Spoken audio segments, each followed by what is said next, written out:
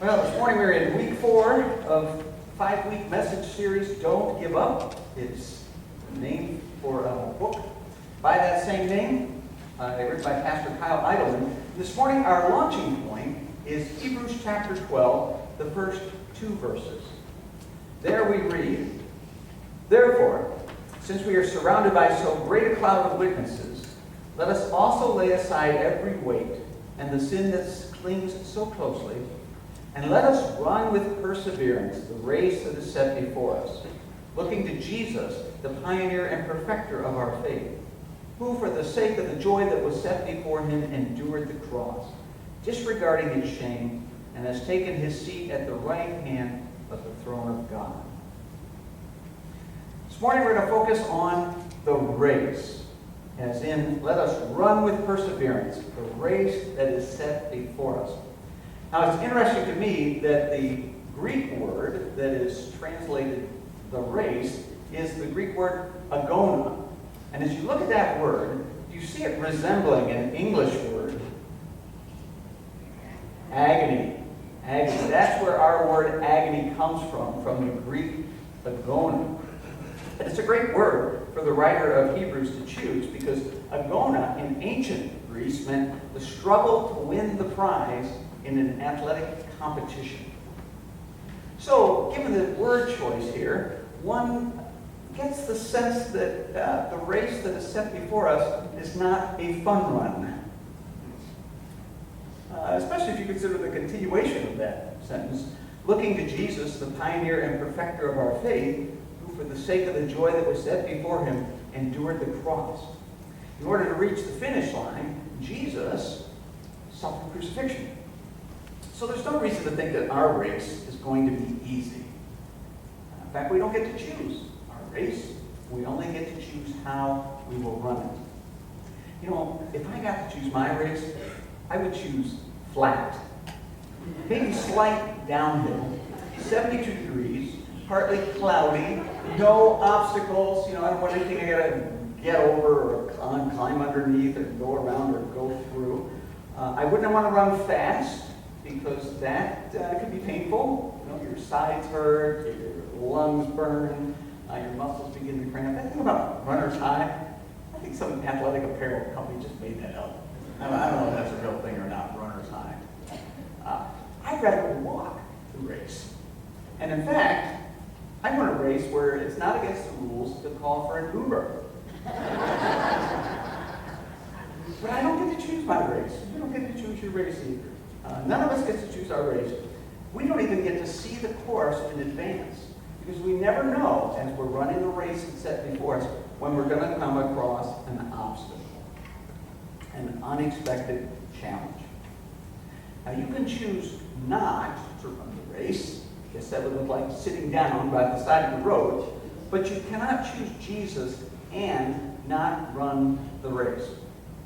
Everyone in that great cloud of witnesses in Hebrews chapter 11, chapter right before the one we read from this morning, everyone in that great cloud of witnesses ran the race that had been set before them, faithful to God, one obstacle after another. That's the way the Old Testament character Nehemiah ran the race. Now, Nehemiah's story comes at a difficult time in Israel's history. In 587 BC, the Babylonians conquered the Israelites, and they hauled away everyone who could serve them. And so very few people left in Israel. Then the Persian Empire rose up and conquered the Babylonians, and Nehemiah is an Israelite now who's in exile in a faraway land. He lives in the capital city of Persia, where he works in a prominent position as cupbearer to the king. Nehemiah has probably never seen his homeland, never set foot in Jerusalem. Jerusalem is over 1,000 miles away from this capital city in Persia.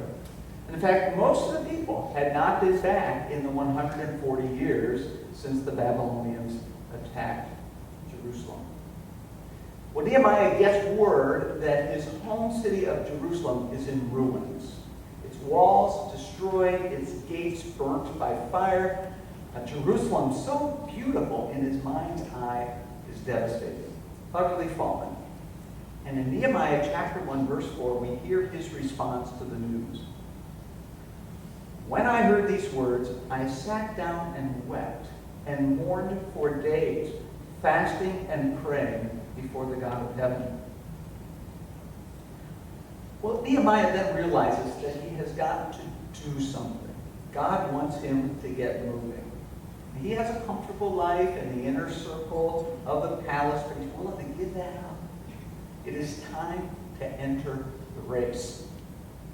It's also time to discover the basic obstacles that we all face.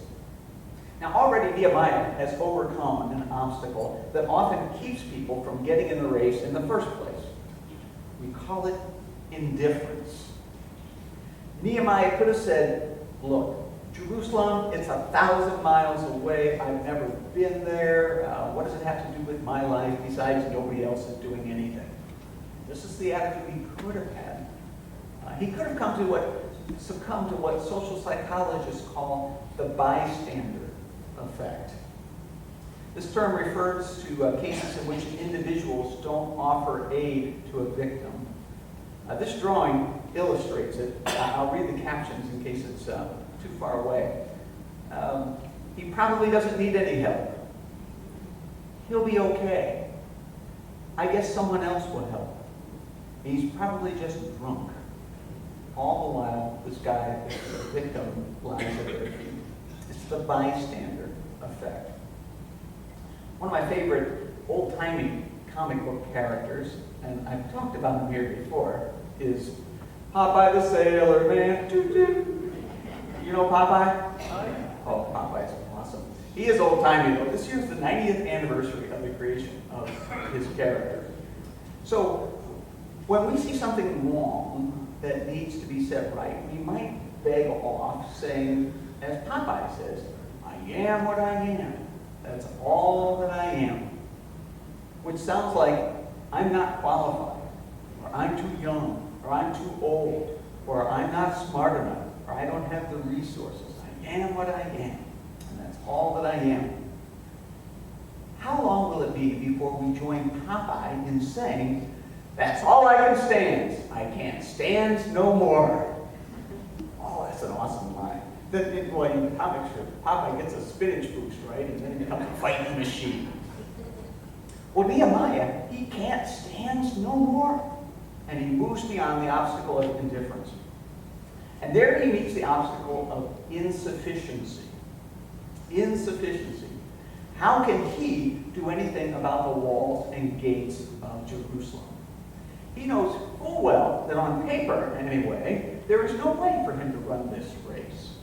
He doesn't have the position, he doesn't have the power, he doesn't have the resources. Now that's not being negative, it's the simple truth. But listen, one of the ways you know you are running the race that God has set before you is that you realize that you are insufficient and unqualified for the thing that you are facing. There's no way for you to run the race without God's provision and God's power.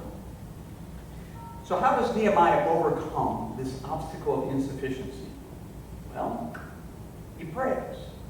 He prays. By the time we get to chapter 2 in the book that bears his name, 4 months have passed. And from what I'm about to read, it seems obvious that he has not only been praying, but he has also been planning. Wisdom dictates that yes, we pray for God to open the door, but while we're waiting on God, we plan so that we are ready to walk through the door when the door opens. I'm praying for something at the same time I'm preparing for God to say yes to my prayer. I'm not forcing God's hand, I just want to be ready. God is sovereign. If God says no or not yet, that's good. But I need to be ready for when God says yes. And this is where planning comes into place. Nehemiah is a poster child for this posture. Listen to what happens in chapter 2. In the month of Nisan, in the 20th year of King Artaxerxes, when wine was served him, I carried the wine, remember he's the cupbearer, I carried the wine and gave it to the king. Now, I had never been sad in his presence before.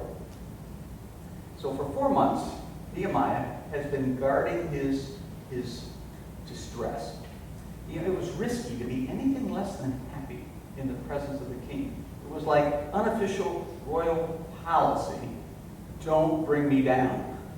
Don't harsh my mellow. Nehemiah intentionally takes the risk of letting his feelings show. Well, the king notices this. Verse 2 of chapter 2. So the king said to me, "Why is your face sad, since you are not sick? This can only be sadness of the heart." Then I was very much afraid. I said to the king, "May the king live forever.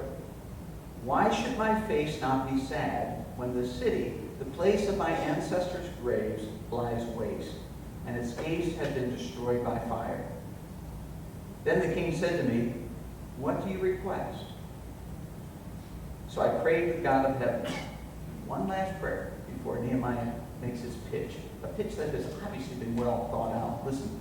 Then I said to the king, "If it pleases the king, and if your servant has found favor with you, I ask that you send me to Judah, to the city of my ancestors' graves, so that I may rebuild it." That's a pretty big ask. The king said to me, the queen also was sitting beside him, "How long will you be gone, and when will you return?" So it pleased the king to send me, and I set him a date. Then I said to the king, "If it pleases the king, let letters be given to the governors of the province beyond the river, that they may grant me passage until I arrive in Judah.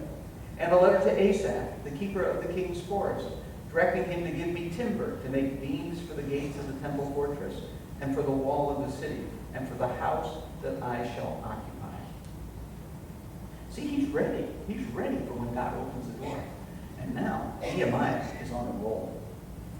And the king granted me what I asked, for the gracious hand of my God was upon me. I love how Nehemiah always gives credit where credit is due, right? He says, yeah, God did this thing. God opened the king's heart.